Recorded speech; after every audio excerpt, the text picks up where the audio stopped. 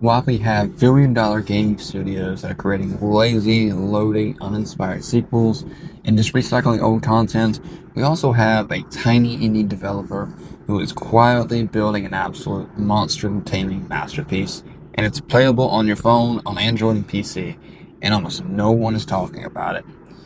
Yesterday, I completed the Season 2 campaign for Kardmi, and it was fantastic. Some of the best narrative design I've seen on any game in quite a while.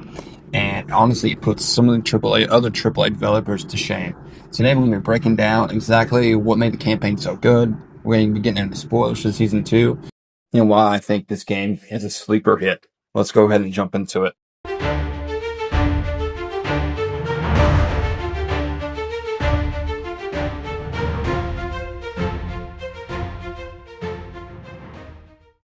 What is going on, trainers?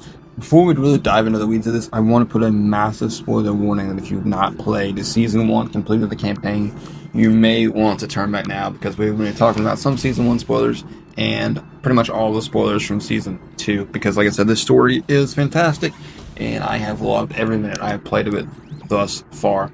So, if you recall back in Season 1, we're introduced to the world of Kardmi, and we're introduced to the laws of the land, if you will, and the fact that we exist in an endless time loop where we are doomed to repeat the same cycles over and over again.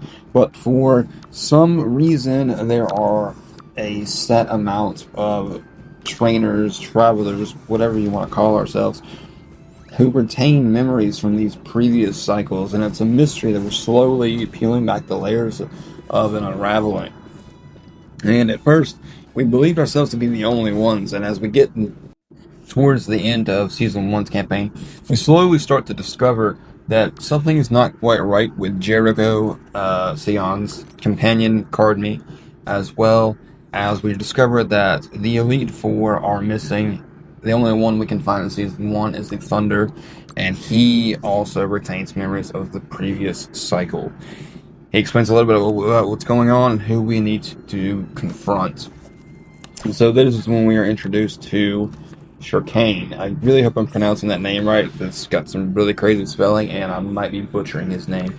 But Shurkane appears as an almost comic book level bad guy, in my estimation, in Season 1. I thought the story was really good, but I thought his motives were a little bit unclear. And thankfully in Season 2 we get them fleshed out a little bit. So, in the end of Season 1, we discovered that he has enslaved the Kardmi Kulkin, the god of time, and he is using it to kind of manipulate realities until the realities are shaped in a way that is favorable for him.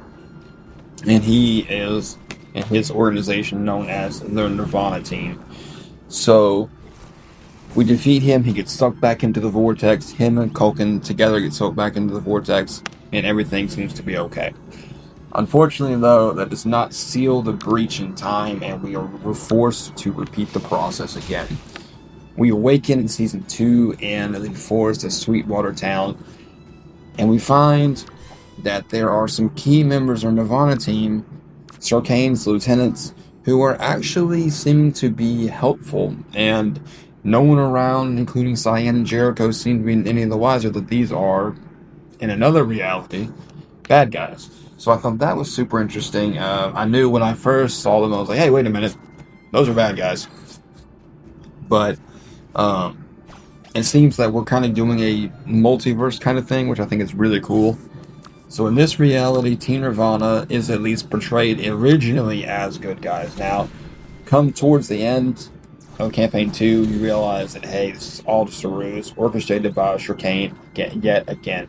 Now, my one question is, how does this leader keep besting these these god-type Kardmi? It's kind of unbelievable, if you ask me, but at the same time, it makes for a really interesting story. So we get some more, and if I wish I had the cutscenes. I couldn't get my camera up in time to record them. But in a future video, I definitely will have the story so far. I will have all cutscenes in a cohesive video for you guys, so you guys keep your eyes peeled for that. Anyway, we did get some backstory on Shurkane, and he started out just like us, right? Just an everyday, average trainer but he had a lot of charisma, a lot of personality. So he quickly made friends, quickly succeeded in the world, and was a very talented trainer. Unfortunately, the time rift happened, and he began to realize that, hey, we're stuck in a time loop. I keep reliving these things over and over again. These events, I keep having to rise to power over again. So we didn't start out inheriting evil. However, more exposure to the time rift, the rip in time, the time loop, whatever you want to call it, has driven him into madness. And he feels like if he can't live a successful life, if he can't escape the time loop, um, to continue his plans and his ambitions and his goals, then everyone else should pay the price for that. And he takes his anger out on the world of Gurdon. So, in season 2, he actually defeats yet another god-type Kardmi. This time he imprisons and enslaves the the guardian of the dreamscape, which is Shamura. I'm sure you guys have seen the big bear. We find him sleeping peacefully in Munshank Town, but we do not know until the end of the season, end of the campaign, that he is not supposed to be sleeping. He's supposed to be awake, conscious, and he is sleeping because he is trapped in a nightmare of his own. So, this was a really cool moment. We also encounter the 3 legendary Kardmi of Season 2, which are Manitic, Man Thunder, and Kobark. Not a whole lot is mentioned about Man Thunder, but the other 2 are already Kardmi that are established in this time, in this universe, and are ancient enemies. They fight on sight, and I guess Man Thunder's kind of deal is that she's supposed to keep them in balance. But as we realize in the campaign, we get to Lone Star City. We meet Shurkane. He's the director of Lone Star City. He offers to give us a personal tour through the city, and we get to the elevator, the central elevator that was blown up in season 1. We get on the elevator and we immediately pass out. We awaken to a strange voice telling us to wake up, telling us that everyone is asleep. None of this has been real. None of the events of season 2 that we've encountered so far have been real. We then awaken to realize that everyone who we just saw walking around, living their lives in Lone Star City is asleep. And then we must go to Munchak Town to end this nightmare that the world of Gurdon is trapped in, per Shurkane's doing. So we get to Munchak Town, find it completely enveloped in darkness, which we must clear. And we kind of clear it by going through the backstory, like I said, of Shurkane. Yeah. Again, I'm not really sure how he's besting these legendary Kardmi. I guess he's just that good of a trainer. But so we find Shamura shackled, and we get ready to kind of fight Shurkane and Shamura, who has been corrupted at this point. And it looks like we're going to fight him alone.